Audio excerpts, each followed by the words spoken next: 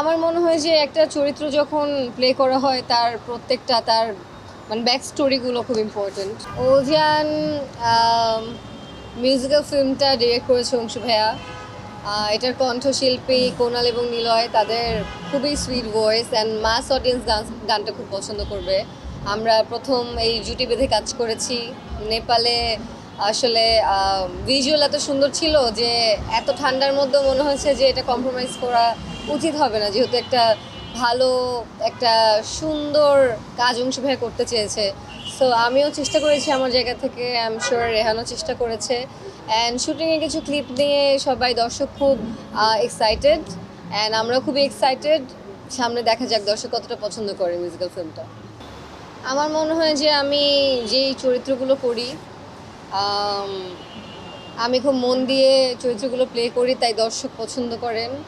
এবং আমি আমার জায়গা থেকে চেষ্টা করি যে গল্পে যতটুকু যেই ক্যারেক্টারটা যেভাবে দেখানো উচিত আমিও চেষ্টা করি আমার জায়গা থেকে ওইভাবেই পোট্রে করা, অ্যান্ড আলহামদুলিল্লাহ দর্শক পছন্দ করছে। সো আলহামদুলিল্লাহ। আমার মনে হয় যে একটা চরিত্র যখন প্লে করা হয় তার প্রত্যেকটা তার মানে ব্যাক স্টোরিগুলো খুব ইম্পর্টেন্ট।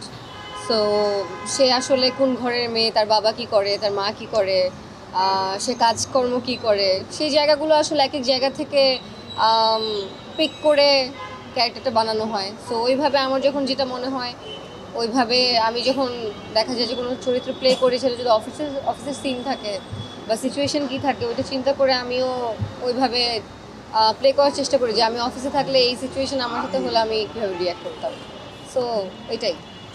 দ্য ডিফিকাল্ট ব্রাইডে আমি কাজ করেছি রুবায়াত হোসেনের ডিরেকশনে। কাজটা আমি আমার জায়গা থেকে করেছি বিকজ খুব ডিফারেন্ট একটা স্টোরি পেয়েছি, ডিফারেন্ট একটা ক্যারেক্টার পেয়েছি, ভালো প্রোডাকশন ছিল। বাট এটা কবে রিলিজ পাবে সেটা আসলে ডিরেক্টর ভালো বলতে পারবে। আমিও খুবই ইগারলি ওয়েট করছি যে কবে আসবে এবং দর্শক দেখতে পাবে।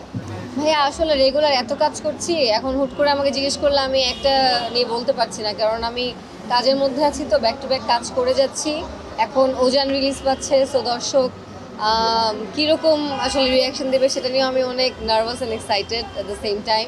অ্যান্ড এরকম লুকে আসলে আমি আগে কখনো কাজ করিনি, তবে অংশু ভাইয়া হি বিলিভড ইন মি। উনি বলছিল যে আমি চাই যে দর্শক তোমাকে এইভাবে এই লুকে দেখুক এবং তুমি যে কি কি পারো, তোমার প্রত্যেকটা প্রতিভা দর্শকের সামনে আসুক। সো উনি চেষ্টা করেছে, আমি আমার জায়গা থেকে চেষ্টা করেছি। গানশিলকে অনেক ধন্যবাদ যে আমাদেরকে এই প্ল্যাটফর্মটা করে দিয়েছে, যাতে আমরা কাজটা অডিয়েন্স পর্যন্ত, গানটা অডিয়েন্স পর্যন্ত পৌঁছাতে পারি। And we have tried our best. ইনশাল্লাহ দর্শকের রিয়াকশন আমার মনে হচ্ছে ভালোই হবে।